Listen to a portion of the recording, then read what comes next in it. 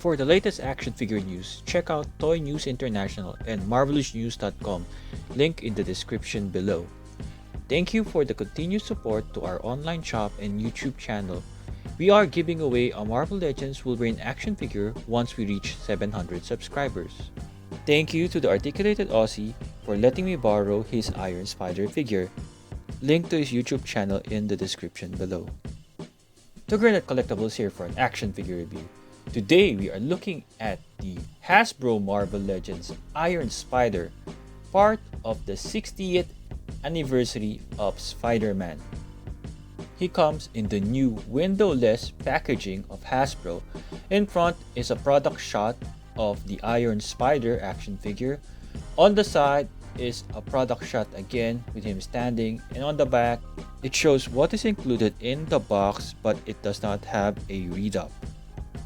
On the side is artwork taken from the cover of the Amazing Spider-Man number 529, which is the first appearance of this particular costume. Opening the box, we cut off the sticky tape here on the side and on the other side as well.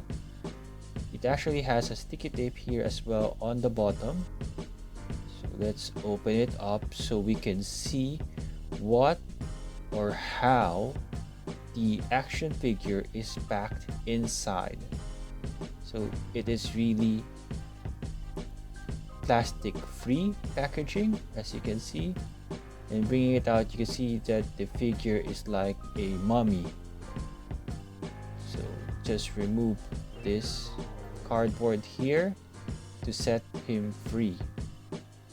It's a bit packed very tightly inside, so just pull out the flaps and slide the figure slowly. Hopefully the box cannot damage the paint. So far it looks okay. There's no significant paint defect or any abnormalities in the action figure. So in terms of his eyes, this part is sculpted, so it's embossed in terms of the eyes. So it's shiny metallic gold, also same here. All of his paint is very shiny, like since it's the Iron Spider, so you would expect that it's actually armor. In terms of the paint here on the chest, a good clean paint as well, not much smudge. This Iron Spider logo is also sculpted. It's not just paint, so there's sculpted details here on the arms of the Iron Spider and on the head, and also in the body here. So far cleanly painted. Here it's sculpted as well, so good on Hasbro for continuing the sculpt instead of just painting it. On the back, these parts are sculpted as well.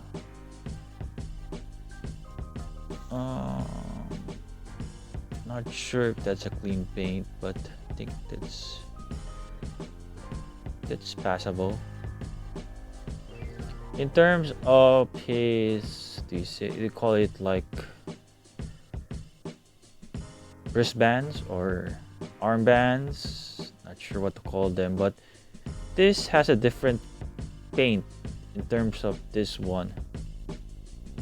Instead of the gold, this is a little bit matte in a way. You can see it on the camera right here.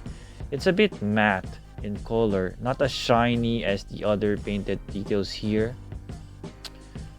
In terms of the body, it's red. Again, with Hasbro, sometimes is it intentional or non-intentional that the legs would have a different paint of red here compared to the body. In terms of the, like this part near the boot section, again it is matte, consistent with this kind of paint that they did for this wrist piece. So here in the heel, you do call it heel, it's matte as well. This part is matte, sorry. Again, this is sculpted details, which is good because it's not removable, so it stays there. Unlike the usual way that Hasbro puts the boot pieces as a separate piece, this is not a separate piece. It is attached to him. That is good because when you articulate, it becomes a problem when it becomes loose. So far on the back, again, there isn't much design here on the back because anyways it's gonna be covered up with the legs or the tentacle. And here are the arms, securely packed in one of these things, which is good because it prevents the thing from getting damaged. So let's just probably keep it back in this if in case I don't display this figure. So go opened, and here you have 3 of them right here. So let's look at them closely first. All of these are articulated. There's a vent here on the I assume this is where you attach it, and there's a vent here already. This is the articulated part here. So that's the articulated part, and the other one, no, that's not articulated. And here is the other articulated part. So there's two points of articulation on this arm, and also this one should be articulated, as you can see, as it can hinge up and down. I assume it would be the same for all arms, wherein this articulates here, this one too.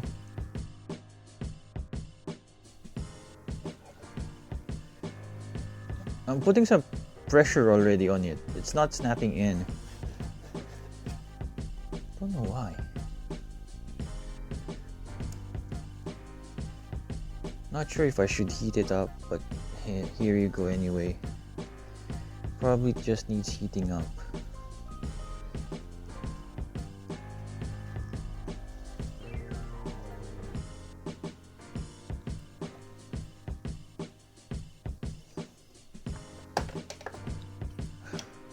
After heating up the tentacles, it now plugs in. So, I mean, it pegs in, so you can see now there's no more gap between the tentacles and the back piece which holds them. So here we have him completely. And I forgot that he has some other accessories, which is he comes with 2 web shooting hands. So just to simply demonstrate how to plug it in. Wonder if this is removable. It isn't removable, as you can see, so no worries of this piece falling. So just attach it there. So there you have a web whipping hand here, and on the other hand as well we have another web whipping hand. Almost a complete set of hands for Spider-Man. He is just missing a wall crawling hand, or one nice thing is to have a like a grabbing hand as well, but these are the only hands that he comes with. The Iron Spider costume first appeared in The Amazing Spider-Man number 529, published Feb 2006, a prelude to the main event, Civil War. Iron Man developed the Iron Spider suit for Spider-Man, but at this point, the costume does not have the 3 tentacles, or what they call as Waldos. When Spider-Man got shot on the back, it shows no trace of the Waldos. After giving the Iron Man suit a test drive, Tony requested Peter to become his protege, to be his second, someone he can trust. Since Spider-Man owed Tony a lot for helping his family, he agreed. Spider-Man wanted to show Tony that he is available for the people who helped him, and he can help better those who need him by doing this. The Waldo's first appearance is in the next issue, number 530. Tony tells Peter he made version 2 of the Iron Spider suit. Version 2.0 has significant upgrades which include the suit will disappear when not needed, the nanofiber in the suit can conform to other styles of Spider-Man's costumes, the addition of the 3 extra limbs which Tony called Waldos. In terms of paint defects, we can see here some scratches on the foot. The action figure stands 16 centimeters or 6.3 inch, which is the usual height of Spider-Man in 1/12 scale. Here he is besides Marvel Legends 6-inch scale action figures, Miles Morales and Spider-Man 2099. Here he is besides Wolverine and Peter Parker. Here he is besides Shadowcat and Tigra. Here he is besides a pair of Mary Janes, so Mary Jane in the Gwen Stacy body and Spinneret.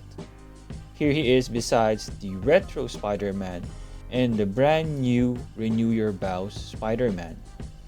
Here he is besides the Black Suit Spider-Man and the Ben Reilly Spider-Man. Here he is besides the MCU Spider-Man from No Way Home and the new Retro Lizard. Here he is besides MCU Captain America from Endgame and the AI Iron Man. Here he is besides the Crossbones action figure and the new Retro Rhino action figure.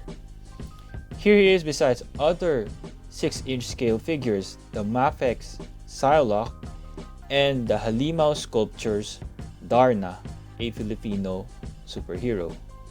Here he is besides 6-inch scale Mafex Wolverine and Gambit. Here he is besides larger 7-inch scale figures from Diamond Select, the Marvel Select Thor and the Hulkbuster, the Marvel Select Sabretooth and Hulk. In terms of articulation, his head can move from side to side, he can look down that far, he can look up, which is good for flight poses, and his arms can extend this far. He can do a full 360 here. He has a bicep swivel. He has double jointed pinless elbows. His wrist can swivel and hinge forward and back. He has an ab crunch here, which he can crunch that far and crunch back that far. He has a waist swivel right here. He can do a split. He has a upper thigh swivel right here. He has double jointed pinless knees. His feet can hinge forward and back, and he has an ankle rocker. He also has a hidden swivel on the lower calf. Hasbro has been smashing it in terms of the Iron Man-like action figures. The paint job of the Iron Spider armor is well done, and it has the right amount of shininess to make it stand out in a shelf. However, in terms of the 3 extra limbs or Waldos, it does not feel premium in make at all. Not all joints are articulated, and there is no painted detail that can bring this figure to another level. In terms of price, it has been a big hike, a few dollars above last year's deluxe action figure price. If you buy doubles of this Iron Spider, one to display and to keep, better consider getting one of the SH Figure Arts Iron Spider, which has better accessories and well-painted Waldos. Thank you for watching. I hope you check out the other videos I have in this channel. Please like, share, subscribe, comment, and ring the notification bell.